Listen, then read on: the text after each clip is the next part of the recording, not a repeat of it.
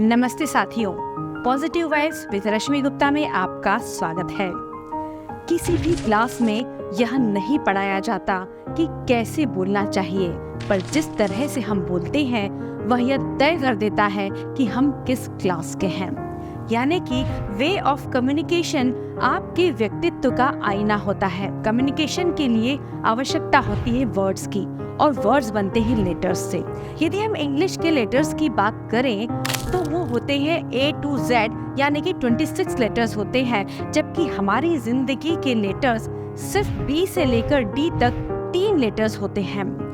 B यानी कि birth से स्टार्ट होते हैं और D यानी कि डेथ पर खत्म हो जाते हैं। उसके बीच में होता है C, और वही पूरा जीवन है जो हमें जीना है।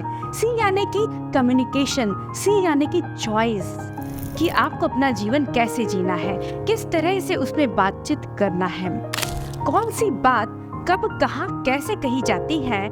यदि ये सलीका हो तो हर बात सुनी जाती है। आपके इफेक्टिव कम्युनिकेशन के साथ ही इम्पैक्टफुल रिलेशनशिप मेंटेन करने के लिए यह जानना जरूरी है कि क्या, कब और कैसे कहें। एक बादशाह को रात में सपना आता है कि उसके सभी दांत एक एक करके गिर गए हैं।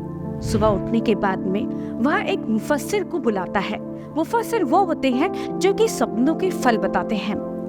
मुफस्सिर आता है, बादशाह उसे अपना सपना सुनाते हैं।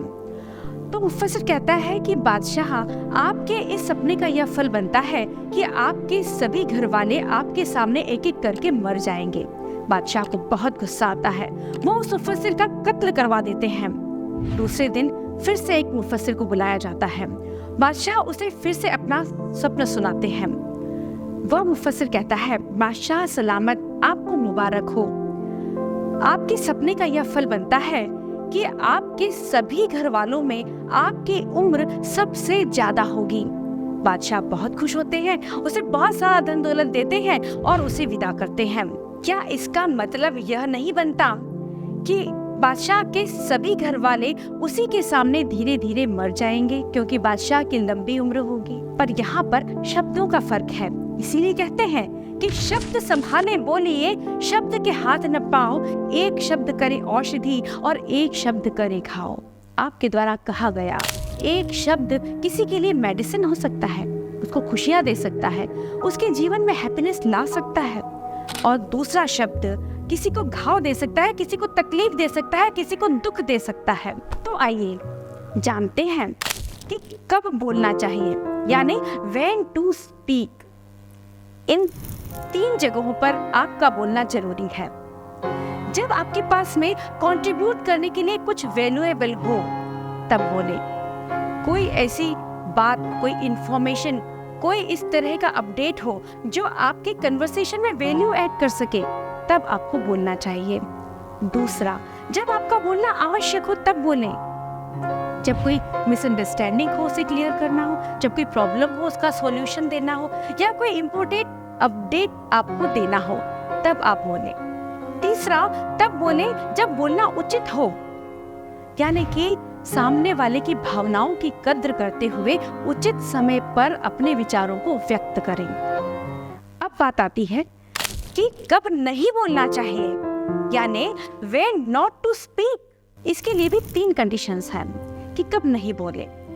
When your emotions are running high, तब नहीं बोलें। जब आप अपसेट हैं या जब आपको गुस्सा आता है, तब अपने इमोशंस को आवेग में आकर एक्सप्रेस नहीं करना चाहिए।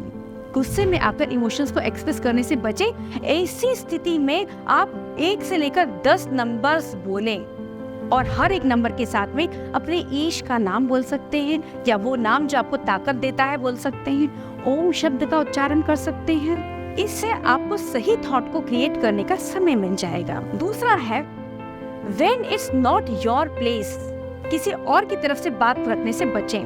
किसी के निजी कन्वर्सेशन में हस्तक्षेप करने से भी बचें। अपनी बाउंड्रीज का हमेशा रिस्पेक्ट करें। जब तक कि आपको आमंत्रित नहीं किया जाता हस्तक्षेप करने के लिए, तब तक नहीं बोले।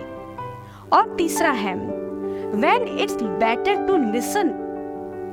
कभी कभी कम्युनिकेशन में ऐसी स्थितियां आती हैं जब आपको सुनना, उस पर कॉन्सेंट्रेट करना ज्यादा जरूरी होता है। ईश्वर ने भी तो हमें सुनने के लिए 2 कान दिए हैं और बोलने के लिए 1 मुंह दिया है, क्योंकि जितना हम बोलते हैं उससे 2 गुना हमें सुनना चाहिए। पर होता यह है कि हम जितना सुनते हैं उससे 2 गुना बोलते हैं। तो साथियों, ये तो था कि कब बोले और कब नहीं बोले।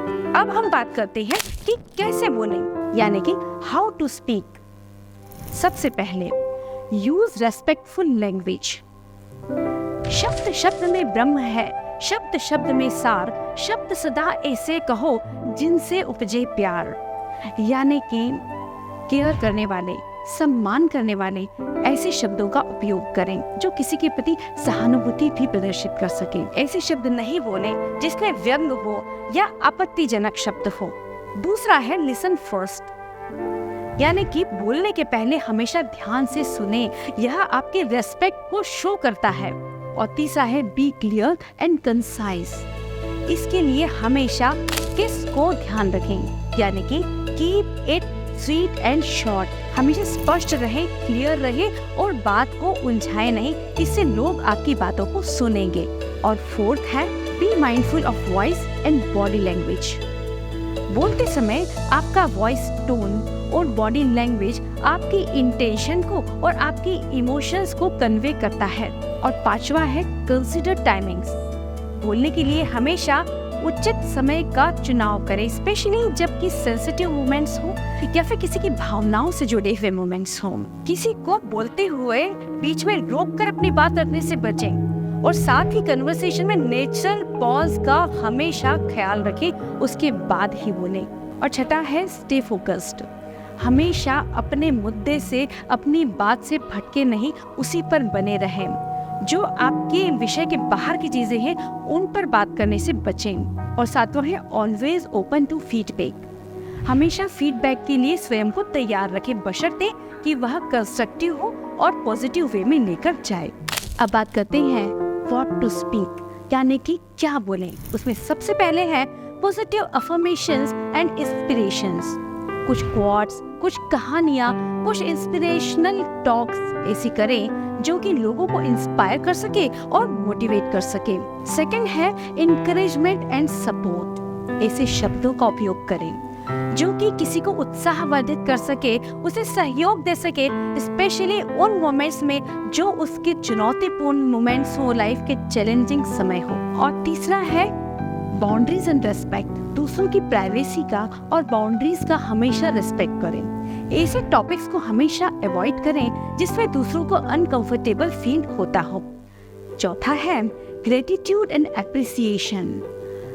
छोटी छोटी बातों के लिए कृतज्ञता ज्ञापित करने हेतु अपनी बात कहें, अपनी बात रखें जो दूसरों को खुशी दे सकती है, उन्हें एप्रिसिएट कर सकती है। 5वां है प्रॉब्लम सॉल्विंग एंड कोलैबोरेशन। हमेशा आइडियाज जनरेट करें, आइडियाज बोलें जिससे कि आप किसी समस्या का समाधान निकाल सकते हैं। हमेशा री लैंग्वेज का उपयोग करें जो कि टीम बिल्डिंग में महत्वपूर्ण होता है। और 6था है कंस्ट्रक्टिव फीडबैक्स एंड सजेशंस। हमेशा उचित समय पर फीडबैक देने के लिए तैयार रहें, बशर्ते कि वह कंस्ट्रक्टिव होना चाहिए, साथ ही एडेप्टिव भी होना चाहिए। तो साथियों, अपने शब्दों को सही तरह से उपयोग करके एक पॉजिटिव एटमॉस्फेयर बनाया जा सकता है, साथ ही एक इम्पैक्टफुल पर्सनालिटी हम अपनी शो कर सकते हैं। यह जानना जरूरी है कि किससे, किस तरह से, कब और कैसे बात की जाए। आज के वीडियो में हमने यही सब कवर किया है। आपको निश्चित तौर पर अच्छा लगा होगा। अपने कमेंट्स करके हमें जरूर बताइएगा। चैनल को सब्सक्राइब करना मत भूलिए।